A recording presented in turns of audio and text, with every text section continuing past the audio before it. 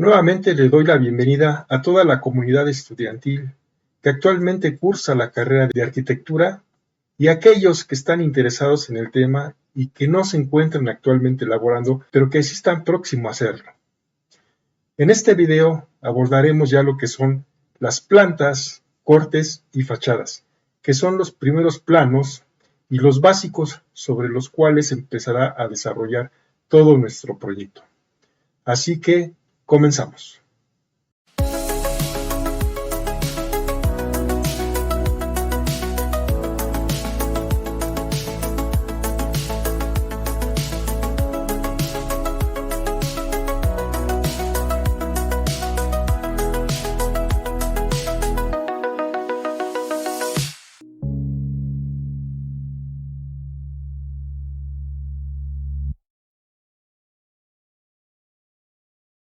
A diferencia de los demás, aquí no decimos solo lo que es, sino lo que se tiene que hacer. Antes de continuar, vamos a recordar un poco lo que tenemos de información del anteproyecto y recordemos que las plantas nos sirven para resolver todo el aspecto funcional de nuestro edificio. Los cortes en los cuales ya empezamos a vislumbrar la estructura del mismo y las fachadas que nos sirven para resolver todo el aspecto formal.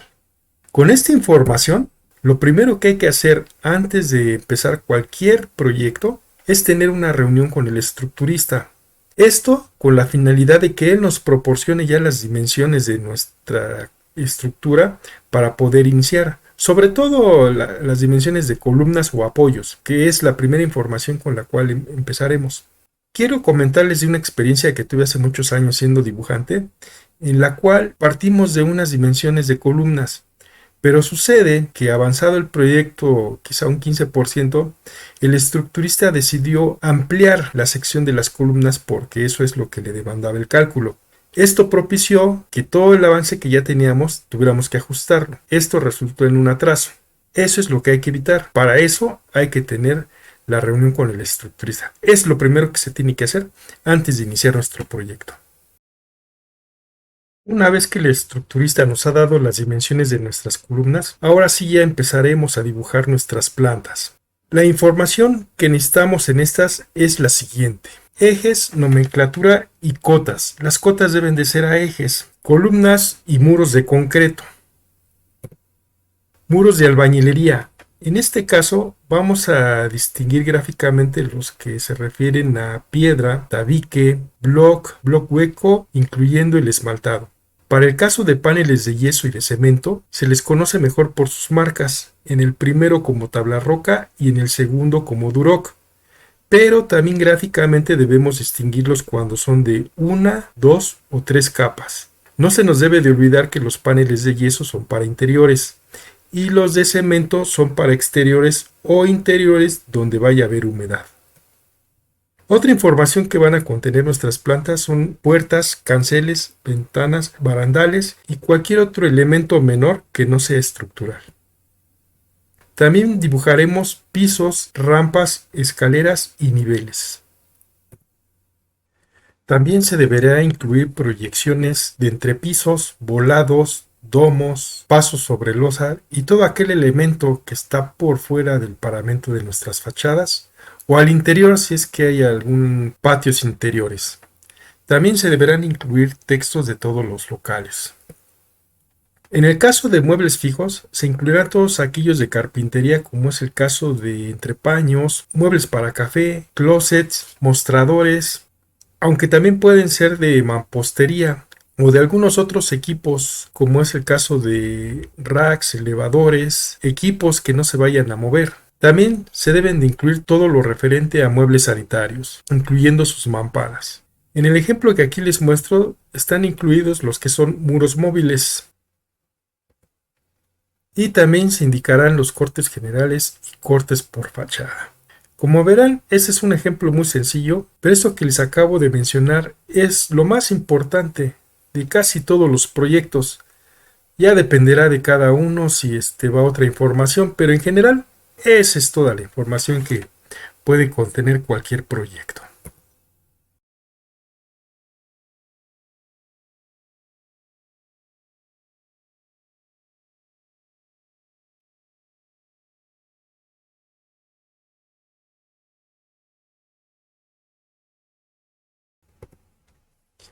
En el caso de las azoteas, se cuenta con menos información, pero sí es muy relevante. Lo mismo, tendremos que dibujar ejes, nomenclatura, gotas.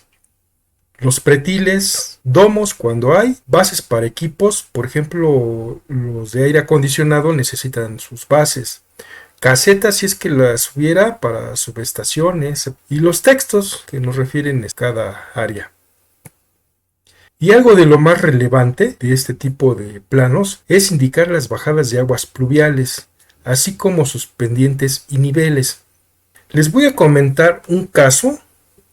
Hay ocasiones en que me entero o me ha sucedido, pero a veces recurren a mí para preguntarme cómo se pueden solucionar o me comentan cosas que han vivido en sus lugares de trabajo.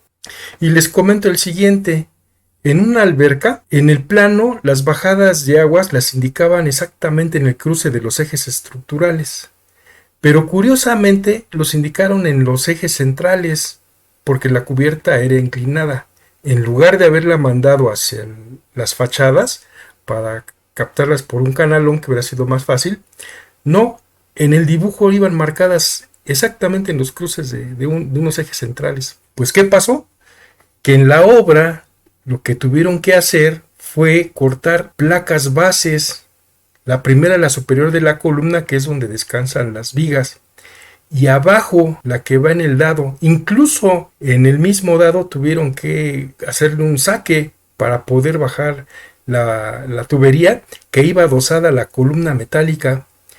Esto es terrible porque los elementos estructurales no se deben de intervenir. Y ahí, si analizamos un seguimiento de responsabilidades, vamos a suponer que algo pudiera pasar, algo drástico. El primer responsable es el director responsable de obra, porque él es el que autoriza o no si se hacen algunos cambios. Si él en ese caso no lo hizo, el siguiente al que se tendría que recurrir es al corresponsable de obra. Si es que así indicó que se hiciera, yo lo dudo. Entonces, el corresponsable, pues por supuesto que tampoco pudo haber autorizado ese trabajo. En esa cadena, el siguiente es el constructor, pero el constructor puede argumentar que la supervisión así se lo indicó. Entonces ahí es donde empieza realmente una investigación de quién es el responsable. Para eso habría que revisar todos los documentos, obviamente la bitácora, y ver quién fue el que decidió hacer ese tipo de trabajos. Comentaron, me enseñaron las fotos, se las iba a mostrar, pero la verdad es que no las encontré. Pero es muy importante, y es a lo que voy ahorita precisamente por eso de la planta de azoteas. Comúnmente lo que hacemos en proyecto es en la planta, que ahora ya es más fácil porque lo manejamos con capas. Vemos dónde están nuestras columnas, nuestra estructura, para empezar. El segundo, sabemos que hay vigas principales y secundarias. Ya con esa estructura ya podemos ver por dónde podemos colocar nuestras bajadas pluviales. Pero también tiene mucho que ver con las plantas que hay hacia abajo, sea uno o tres o las que sean. ¿Por dónde nos conviene más bajar esas bajadas de aguas pluviales? Pueden ser dos tipos de bajadas. Bueno, puede ser más. En el caso de las losas planas podemos contar con coladeras tipo cúpula o de pretil. Estos podemos consultar los catálogos de Elvex. Ahí están y están sus dimensiones. Ya podemos utilizar cualquiera de las dos. Nada más en el caso de la que es para pretil, sí hay que considerar que las tuberías se van a ver en fachada. Eso para quien le gusta cuidar mucho estas, sí tendría que pensarlo. Si no hay otra opción, esa es la solución. Cuando son cubiertas de caída libre, nada más indican sus pendientes hacia dónde. Pero ¿qué pasa cuando las cubiertas son inclinadas? Lo que les comentaba del ejemplo de alberca, que les comenté del problema que tuvieron, aquí las bajadas o las pendientes se están dirigiendo hacia las fachadas. Las aguas se recolectan en un canalón y se conducen hacia una tubería que es la que nos va a permitir bajar. Generalmente las tuberías para bajadas de aguas pluviales son de 4 pulgadas o de 6. Eso sí ya dependerá del proyecto, del proyectista de instalación sanitaria, junto con el arquitecto, porque pues es una conciliación. Para el caso de nuestras pendientes, calcular la altura del pretil, hay que proceder de la siguiente manera. Lo primero que hay que hacer es localizar dónde va nuestra bajada y cuánto vamos a tener de altura entre relleno entortado y si es necesario un enladrillado. Esta altura va a depender de lo que propongamos, pero va a ser el punto de partida para poder calcular nuestras pendientes, que generalmente en este tipo de losas va del 1.5 al 2%. ¿Esto qué nos permite? También calcular nuestra altura de pretiles. Una vez que tenemos el punto más alto de nuestro relleno, ya podemos calcular la altura de nuestro pretil. Este puede ser lo suficiente nada más para contener el relleno, pero por seguridad hay quien le coloca un barandal o hay quien lo sube. Esto dependerá en primera instancia qué altura nos brinda seguridad y la otra, si la fachada está modulada, también va a depender de eso. Pero lo importante es contener nuestros rellenos. Resumiendo, la pendiente mínima que se considera comúnmente para losas planas va del 1.5 al 2%. En el caso de cubiertas inclinadas, va a depender del material y sistema constructivo, y esta pendiente mínima está determinada por el fabricante. Esto es lo más relevante de una azotea. Se tienen que dibujar también dos plantas de conjunto. Una de ellas es la planta baja y la otra es de azoteas.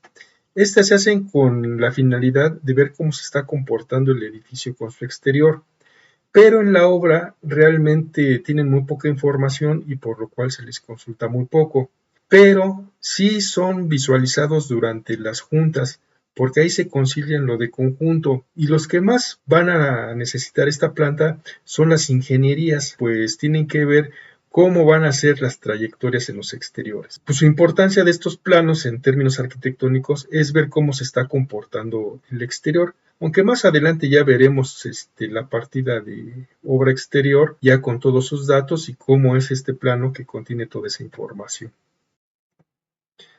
La planta de trazo, a diferencia del anterior, este sí es de suma importancia. De hecho, es el primer plano que se utiliza en la obra, porque ahí nosotros como proyectistas le vamos a indicar al constructor dónde deba hacer sus primeras excavaciones para que él pueda realizar su cimentación. ¿Qué necesitamos? Utilizar el plano topográfico. Solo necesitamos la poligonal, unas referencias, sobre todo si hay edificios existentes o algún punto que no se vaya a mover durante el transcurso de la obra, para partir de ahí e indicar las dimensiones en las cuales puedan iniciarse nuestros ejes estructurales.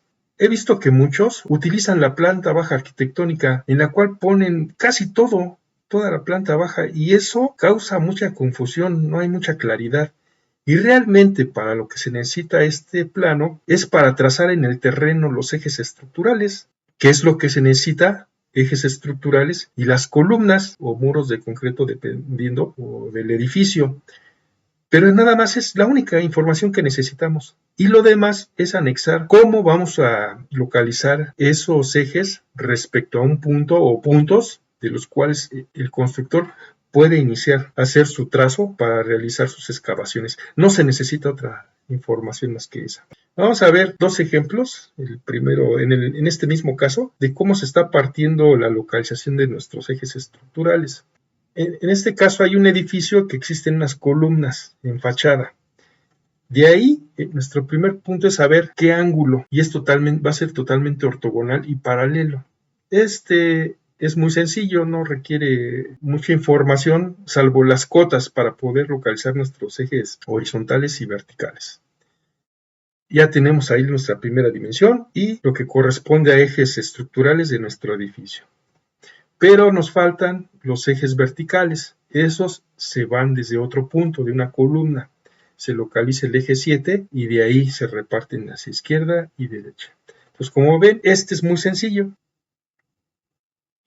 Veamos qué pasa en la parte de abajo, donde tenemos un puente, que su estructura es independiente de nuestro edificio. En él localizamos nuestro ángulo. Esta ya es la referencia más bien con el proyecto. Ya no es necesario retomar el punto del edificio existente. Aquí sí ya nos podemos ir sobre los ejes que estamos trabajando.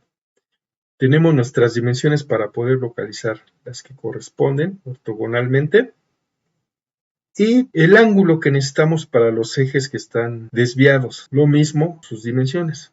La única información que se necesita son ejes, nombres de los ejes, sus cotas y las referencias de dimensiones en las cuales vamos a localizar nuestro edificio.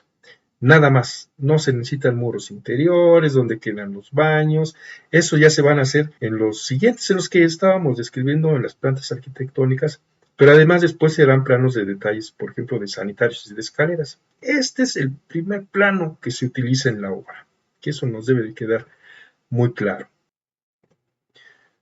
Vamos a ver aquí un ejemplo cuando se tienen muros que no son totalmente ortogonales y también ejes curvos. Esto a los arquitectos se les da mucho proponer en sus diseños, pero lo cierto es que ya cuando uno está en obra, cuando hacen este tipo de planos, pues no tienen ni la más mínima idea de cómo iniciarlo.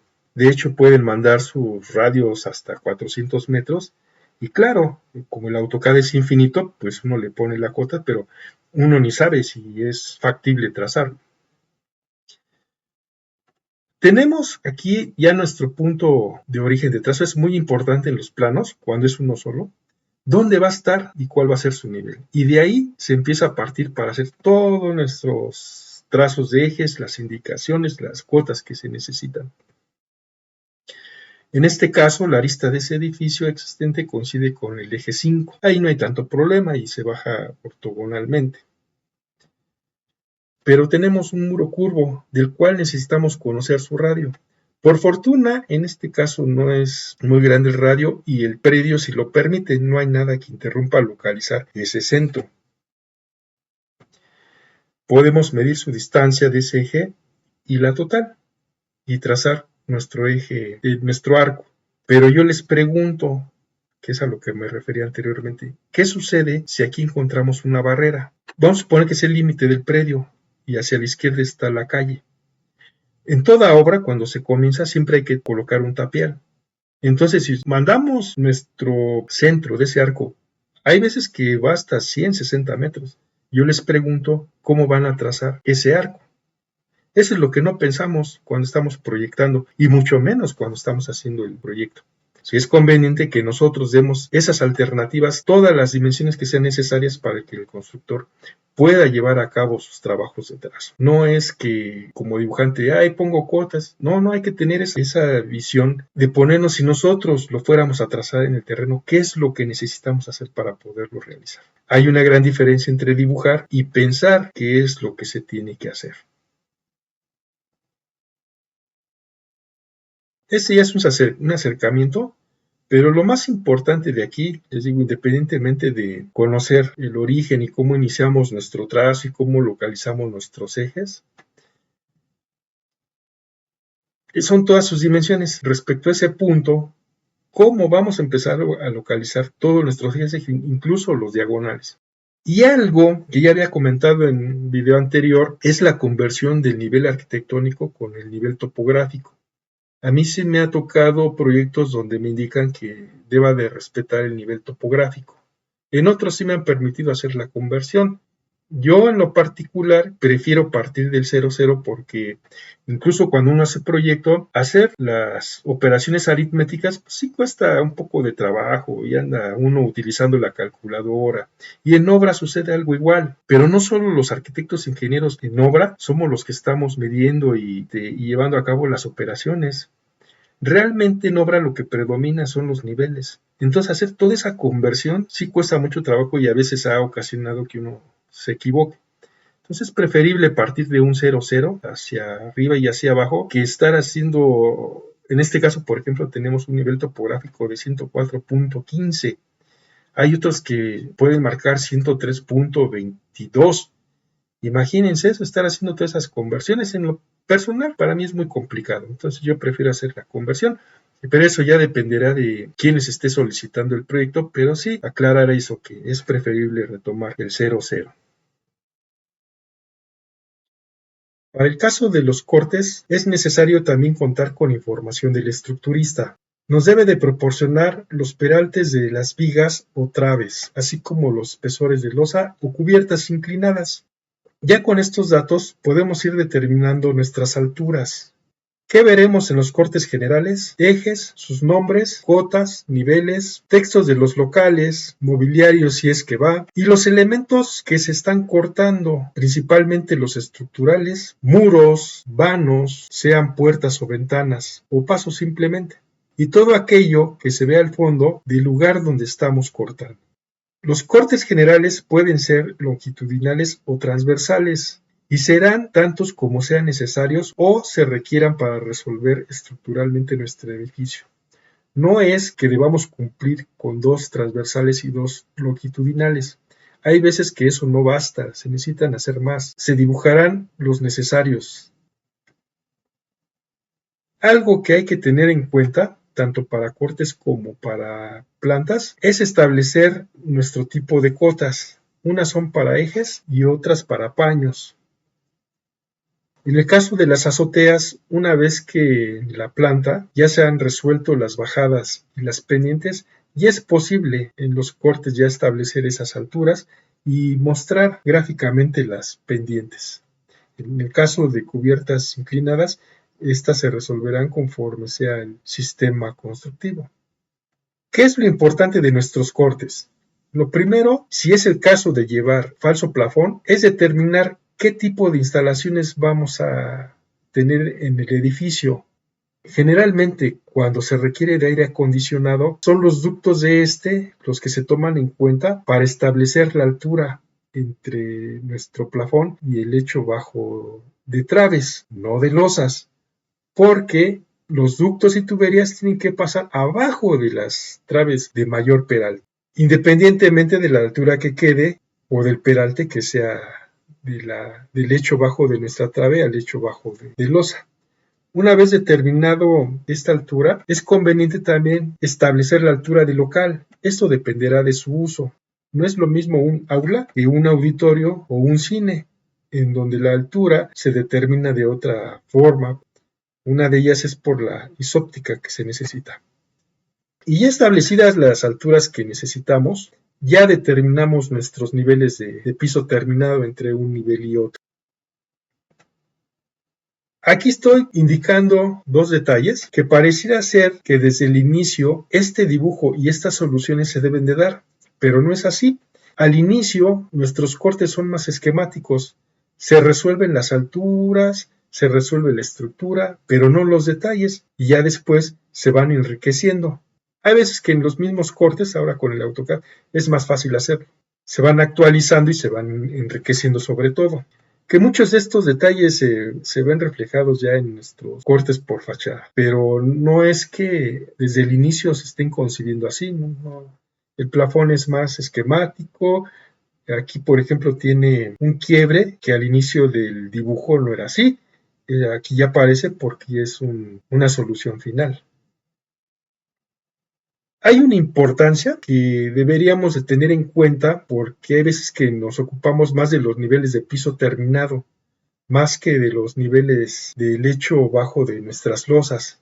Ese nivel es el que necesita el constructor, el nivel lecho bajo, para que lo considere como límite de su cimbra, cosa que a veces no hacemos. Sí se verá, no en estos cortes, pero sí en los cortes por fachada. Aquí es más referencia que tengamos sobre todo de alturas cuando necesitamos ciertas distancias que tomar en cuenta y sobre todo niveles. Ahora, lo que sí es importante, o yo considero importante, es que dentro de los cortes, si es necesario, poner cotas y niveles, si se requieren.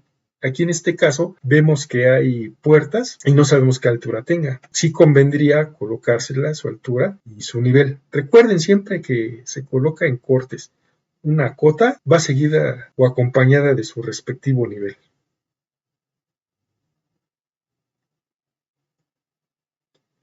Y este es un ejemplo de unos cortes para un teatro.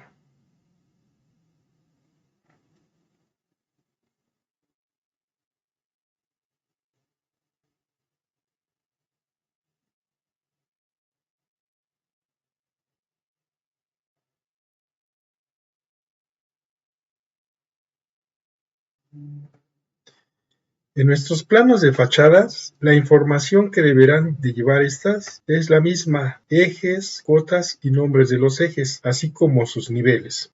son muy parecidas a las del anteproyecto, pero en esta se pueden ya afinar muchos detalles e incluir otro tipo de información. Y podrán ser tantas como lo necesite el proyecto. Pueden ser 2, 3, 4 fachadas o más si se trata de un conjunto de edificios. Entre la información que se le puede incluir a estos planos para evitar hacer, por ejemplo, un plano de acabados, es muy poca la información de estos con respecto a lo que puede ir en la fachada y no lo altera. Entonces sí convendría incluir ya lo que son sus acabados, pues nada más se colocan sus símbolos. Pero bueno, ¿qué información pueden llevar? Si se trata de despieces, si la fachada está despiezada, es preciso acotarlas. A mí me ha tocado ver muchas fachadas que a pesar de que están moduladas, no se incluyen las cotas. Y esto es muy importante porque hay que saber no solo cuál es la modulación, sino dónde van a estar los ajustes, que son muy importantes porque para el constructor esto ya lo va previendo y necesita saber qué es lo que tiene que tener control en cuanto a su modulación. Y los símbolos de acabados que no representan mucho y no alteran la visibilidad de nuestras fachadas. Sigo insistiendo que estos son planos para trabajo, no son planos para estarlos colgando en un muro. Y por ello, toda la información que se les pueda incluir será en beneficio de que haya una buena comunicación entre el proyectista y el constructor. Esperando que esta breve información les sea de gran ayuda, los invito a que sigan viendo estos videos. Quizá no es una información muy amplia, pero sí la esencial que se necesita para cada plano. Sobre todo, no se debe de olvidar que estos planos que se dibujan son para que el constructor entienda cuál es nuestra intención de nuestro diseño, con el edificio que se pretende construir. Por eso, los espero con mucho gusto para los siguientes videos.